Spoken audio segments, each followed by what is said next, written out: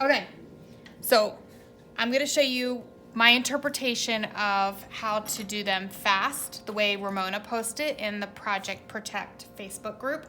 I'm only going to do a batch of 4. I think Ramona said she does a batch of like 20 or 25 or something like that. So first thing is she says she folds them all in half. I try to line up my cuts on the side when I'm doing that.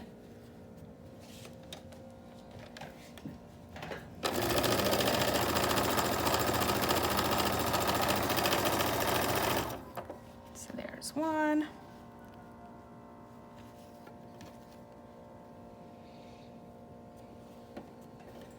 There's 2. And I didn't cut, I'm just chaining them all together. There's 3.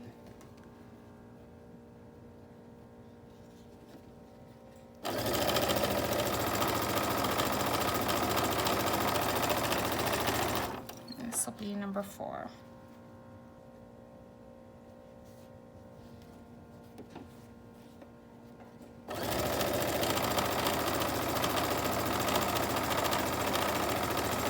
Okay. So now I'm gonna cut. I'm gonna snip it apart.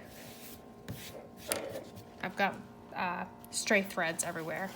Doesn't seem to matter how much I brush them off, they come back. So, all right, so you flip it right side out, and then what you're gonna do is kind of press it down. And then what she has you do, which the original instructions didn't say to do, is line up all of your cuts on the side and then stitch down this side.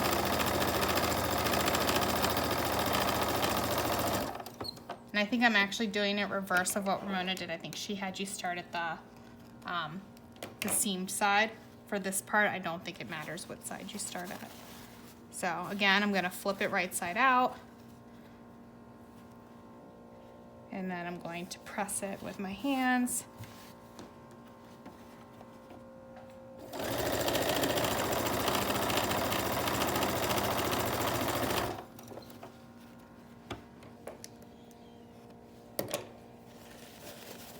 Flip it right side out.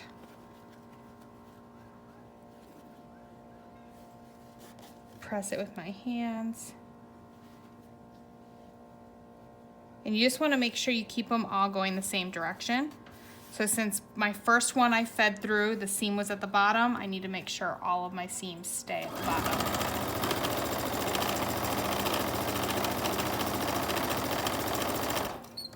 And my fourth one, I'm gonna flip it right side out.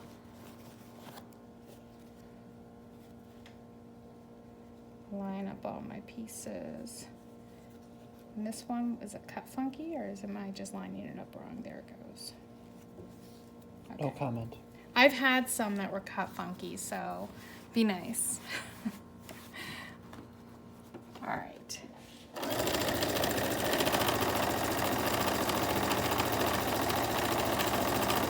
Okay, now without cutting these apart, I'm going to go back, flip the whole chain over, and start at the top and feed them through and make sure that the other side is lined up, and do the same thing. I'm gonna stitch down this whole side.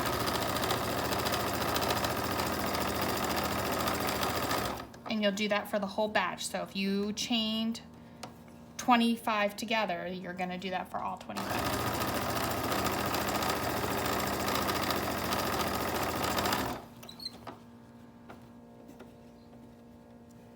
My sewing machine's about to squeak.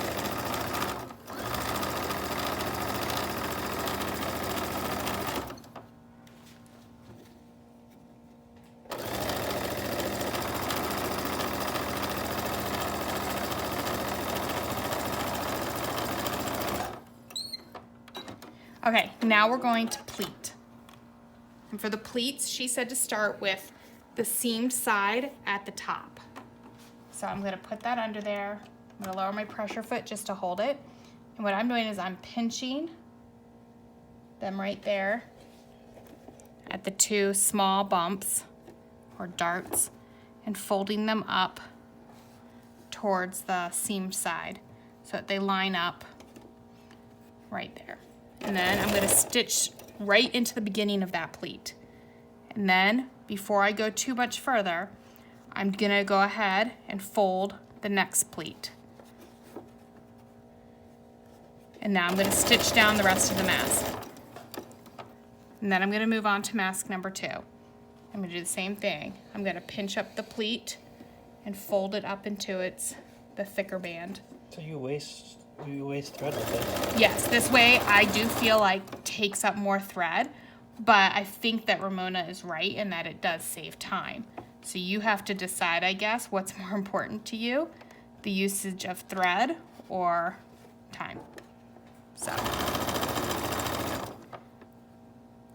okay, so now I'm on mask number 3.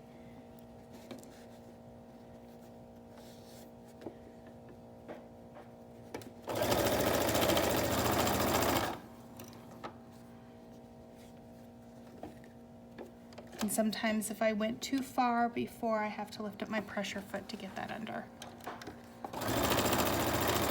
You did that just to illustrate. Yeah, for sure. It wasn't a mistake. Okay.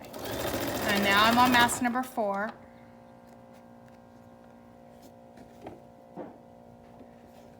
Okay.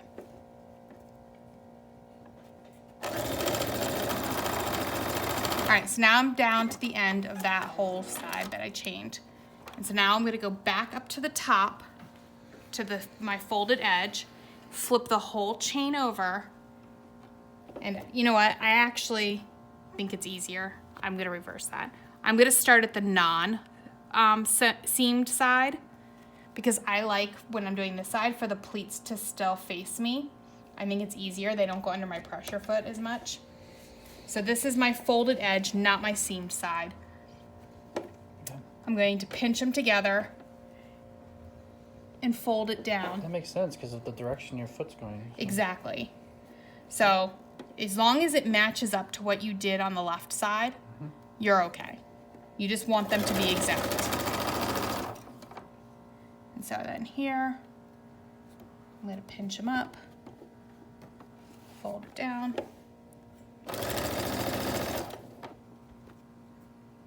All right, I'm on mask number 2 now. Like I said, just double check yourself and make sure that what you're doing matches the other side.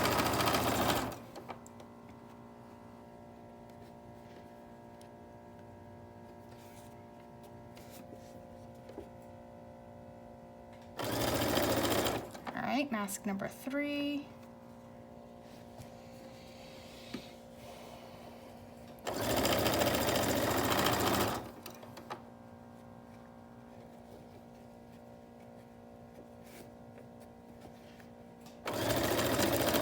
And mask number 4.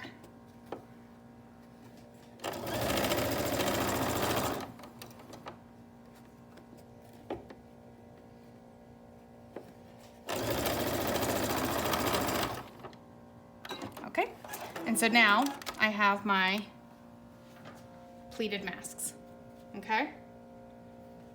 So now for the straps are still the putsy part. You have to cut these off. I go ahead and trim any excess threads that I have right then.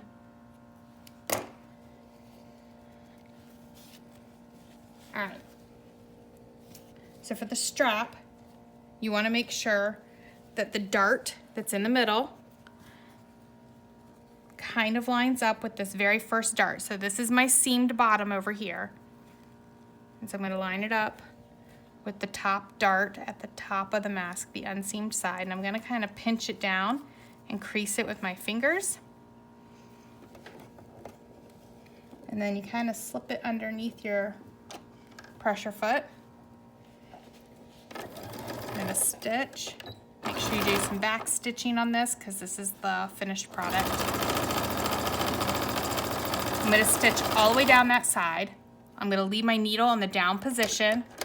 I'm going to flip the whole thing around and I'm going to come back towards me, and I'm going to make sure that my second line of stitching is next to my first line of stitching. I'm going to back stitch And there's my mask.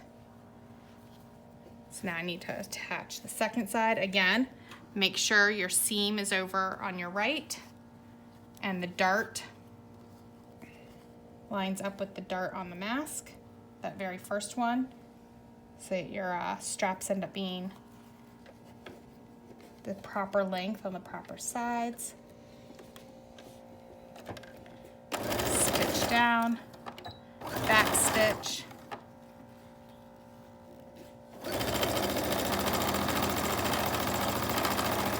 down the length of the strap, leave my needle in the down position and go completely turn around and stitch all the way down that side, back stitch, and then we're going to trim off any of our strings, and ta-da, you have a completely finished face mask. And you'll do that with the straps on the rest of the ones in your chain, and you're done.